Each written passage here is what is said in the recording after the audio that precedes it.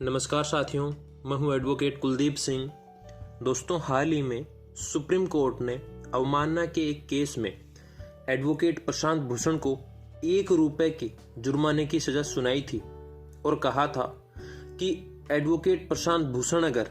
₹1 जुर्माने के तौर पर अगर जमा नहीं करवाएंगे तो फिर उन्हें 3 महीने की कैद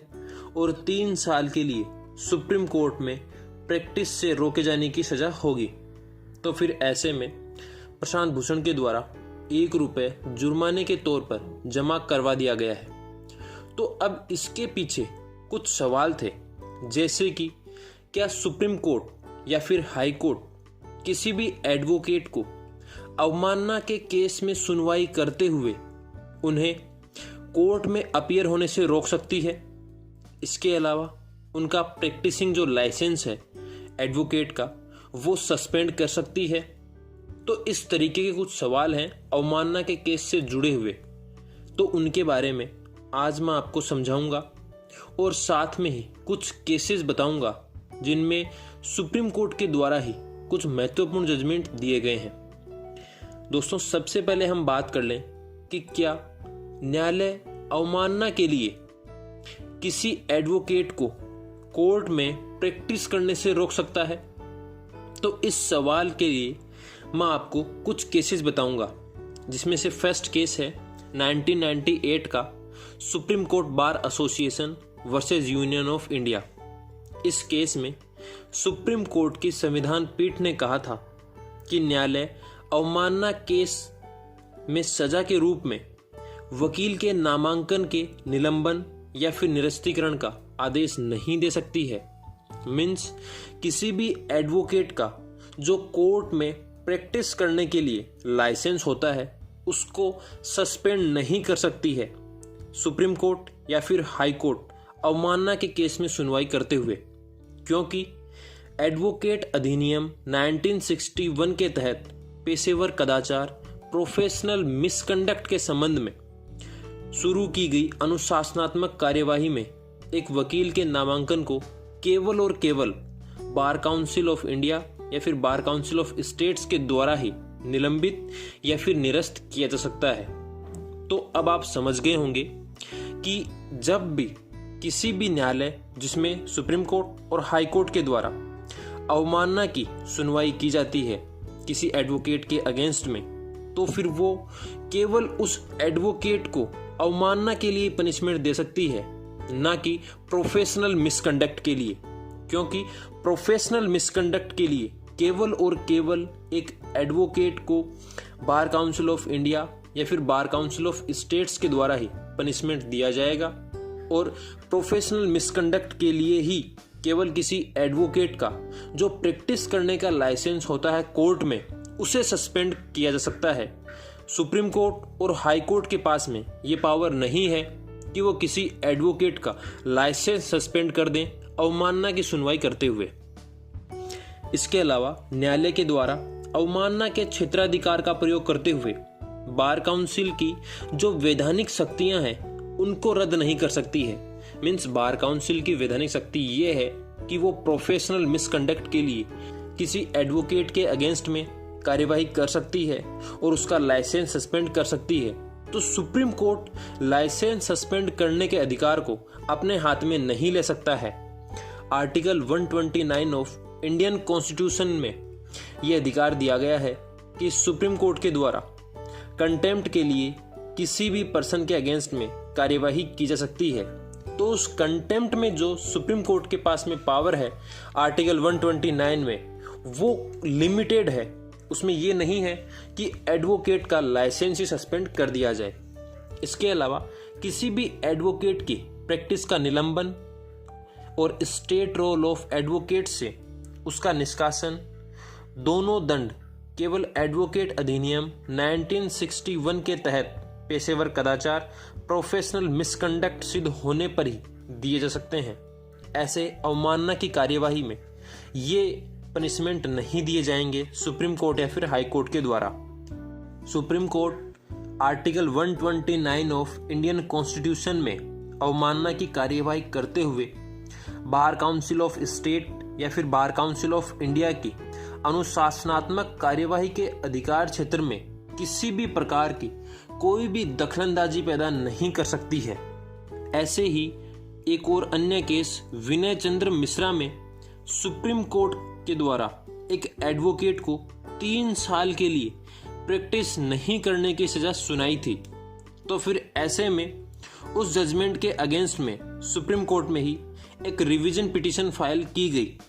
जिसकी सुनवाई संविधान पीठ के द्वारा की गई और उसमें सुप्रीम कोर्ट बार एसोसिएशन की दलीलों से सहमत होकर संविधान पीठ ने प्रैक्टिस नहीं करने का जो फैसला सुनाया था उसे वापस लिया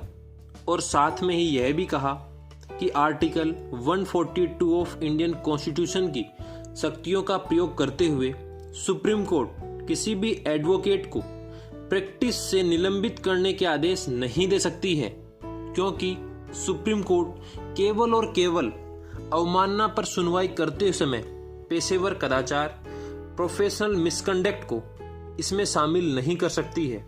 क्योंकि प्रोफेशनल मिसकंडक्ट अलग कार्यवाही होगी और कंटेम्प्ट के लिए अलग कार्यवाही होगी। तो इसीलिए ही ये दोनों अलग अलग हैं और इन्हें मिक्स नहीं किया जाना चाहिए।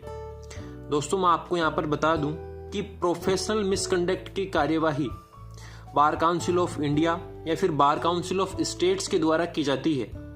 यहीं पर ही अवमानना, कंटेम्प्ट की कार्यवाही सुप्रीम कोर्ट और हाई कोर्ट के द्वारा की जाती है और इन दोनों में ही पनिशमेंट दिए जा सकते हैं, लेकिन वो अलग अलग पनिशमेंट है। कंटेम्प्ट में कोर्ट के द्वारा पनिशमेंट दिया जाएगा, लेकिन प्रोफेशनल मिसकंडक्ट में एक एडवोकेट का लाइसेंस सस्पेंड हो सकता है। मींस फ्यूचर में वो कभी भी एज एन एडवोकेट कोर्ट में अपीयर नहीं हो सकते हैं, तो ऐसे में उनका लाइसेंस सस्पेंड किया जा सकता है। तो ये दोनों ही कार्यवाही एक साथ भी चलाई जा सकती हैं, जिसमें किसी एडवोकेट के अगेंस्ट में कंटेम्प्ट ऑफ कोर्ट भी चल रहा हो और साथ में ही प्रोफेशनल मिसकंडक्ट की कार्यवाही भी बार काउंसिल ऑफ इंडिया या फिर स्टेट्स के द्वारा की जा रही हो। लेकिन इसका मतलब ये नहीं है कि सुप्रीम कोर्ट या फिर हाई कोर्ट उस प्रोफेशनल मिसकंडक्ट को भी कंटेम्प्ट में इंक्लूड कर लेंगे। वो एक डिफरेंट कार्यवाही है। इसके अलावा हम एक और अगर सवाल का रुख करें कि क्या न्यायालय अवमानना का दोषी पाए गए वकील को अपने समक्ष पेश होने से रोक सकती है, तो इसको समझने के लिए आपको supreme court bar association versus union of India के केस को समझना होगा, जिसमें सुप्रीम कोर्ट ने कहा कि सुप्रीम कोर्ट या फिर हाई कोर्ट अवमानना के दोषी पाए गए वकील को अपने समक्ष उपस्थित होने से रोक सकती है, क्योंकि अपने समक्ष उपस्थित होने से रोकना और एडवोकेट के लाइसेंस को सस्पेंड करना ये दोनों अलग अलग कार्यवाही हैं। कोई भी कोर्ट जिसमें सुप्रीम कोर्ट और हाई कोर्ट है वो किसी भी एडवोकेट को कंटेम्प्ट की कार्यवाही करते हुए अपने सामने उपस्थित होने से रोक सकती है, लेकिन उसका लाइसेंस सस्पेंड नहीं कर सकती है। इसका मतलब ये कि वो एडवोकेट अवमानना की कार्यवाही के दौरान उस कोर्ट में अपीयर नहीं होंगे, लेकिन वो किसी दूसरी अदालतों में एज एन एडवोकेट प्रैक्टिस कर सकते हैं। उनके लाइसेंस को सस्पेंड नहीं किया जाएगा। साथ में ही एक एडवोकेट जो कि सुप्रीम कोर्ट में एडवोकेट ऑन रिकॉर्ड में प्रैक्टिस करते हैं। दोस्तों, मैं आपको बता दूं कि सुप्रीम कोर्ट में प्रैक्टिस करने के लिए एडवोकेट ऑन रिकॉर्ड में अपना नाम दर्ज कराना बहुत ज़रूरी है। उसके बिना कोई भी एडवोकेट सुप्रीम कोर्ट में प्रैक्टिस नहीं कर सकते हैं। और एडवोकेट ऑन रिकॉर्ड में अपना नाम दर्ज करवाने के लिए किसी भी एडवोकेट को एक एग्ज़ाम होती है सुप्रीम कोर्ट में एडवोकेट ऑन रिकॉर्ड की, उसे क्लियर करना बहुत ज़रूरी है। और उससे पहले कुछ समय के लिए सुप्रीम कोर्ट में किसी एडवोकेट के अंडर प्रैक्टिस करना बहुत ज़रूरी होता है। और उसके बाद में ही कोई एडवोकेट जब वो एग्ज़ाम क्लियर करे तो फिर एडवोकेट ऑन रिकॉर्ड में उसका नाम होगा और उसके बाद में वो सुप्रीम कोर्ट में एज एन एडवोकेट अपीयर हो सकते हैं। तो जब भी सुप्रीम कोर्ट में कोई एडवोकेट ऑन रिकॉर्ड में प्रैक्टिस कर रहे हो कोई वकील, तो उनके द्वारा अगर न्यायालय की अवमानना की जाती है तो फिर सुप्रीम कोर्ट उस एडवोकेट को एडवोकेट ऑन रिकॉर्ड में प्रैक्टिस करने के अधिकार को वापस ले सकती है। यहाँ पर मैं आपको समझा दूं, ये ऐसा इसलिए है क्योंकि एडवोकेट ऑन रिकॉर्ड में प्रैक्टिस करने के लिए सुप्रीम कोर्ट के द्वारा अनुमति दी जाती है। तो इसी प्रकार से ही जब सुप्रीम कोर्ट के द्वारा किसी एडवोकेट को एडवोकेट ऑन रिकॉर्ड में अपना नाम दर्ज करवा करके प्रैक्टिस करने की आज़ादी दी जाती है, तो वो आज़ादी सुप्रीम कोर्ट वापस भी ले सकती है। और इसीलिए ही सुप्रीम कोर्ट के द्वारा इस केस में यह कहा गया कि सुप्रीम कोर्ट जो शक्ति दे सकती है वो वापस भी ले सकती है। जो विशेषाधिकार किसी को प्रदान किए गए हैं तो वो वापस भी लिए जा सकते हैं। और इसीलिए ही केवल और केवल एडवोकेट ऑन रिकॉर्ड में उनके नाम को हटाया जा सकता है और वहां पर उन्हें प्रैक्टिस करने से रोका जा सकता है। लेकिन इसका मतलब ये नहीं है कि सुप्रीम कोर्ट अपने विशेषाधिकार का प्रयोग करते हुए एडवोकेट के लाइसेंस को निरस्त कर सकती है। एडवोकेट किसी अन्य हाई कोर्ट और सबऑर्डिनेट कोर्ट्स में एज एन एडवोकेट प्रैक्टिस कर सकते हैं। इसके अलावा सुप्रीम कोर्ट ने एक अन्य case R Muthukrishnan versus registrar general of high court of judicature at Madras व अन्य 2019 का एक केस है, जिसमें सुप्रीम कोर्ट के द्वारा कहा गया कि जब भी कोई हाई कोर्ट किसी एडवोकेट के अगेंस्ट में अवमानना कंटेम्प्ट की कार्यवाही करती है तो ऐसे में वो हाई कोर्ट उस एडवोकेट को अपने समक्ष पेश होने से रोक सकती है। लेकिन प्रोफेशनल मिसकंडक्ट के किसी भी अन्य कार्य के लिए किसी भी एडवोकेट को कोई भी हाई कोर्ट अपने समक्ष पेश होने से नहीं रोक सकती है, क्योंकि प्रोफेशनल मिसकंडक्ट की कार्यवाही बार काउंसिल ऑफ स्टेट्स या फिर बार काउंसिल ऑफ इंडिया के द्वारा की जाती है, ना कि किसी हाई कोर्ट के द्वारा। तो इसीलिए ही प्रोफेशनल मिसकंडक्ट के लिए कोई भी कोर्ट किसी एडवोकेट को अपने समक्ष उपस्थित होने से नहीं रोकेगी। तो दोस्तों, अब आप समझ गए होंगे अच्छे से कि सुप्रीम कोर्ट और हाई कोर्ट के पास में कंटेम्प्ट मीन्स अवमानना की कार्यवाही करते हुए कुछ लिमिटेड शक्तियां हैं, जिसमें वो किसी एडवोकेट को अपने समक्ष उपस्थित होने से रोक सकते हैं, लेकिन वो उनका लाइसेंस सस्पेंड नहीं कर सकते हैं, ना ही उन्हें प्रैक्टिस करने से रोक सकते हैं, क्योंकि ऐसा करना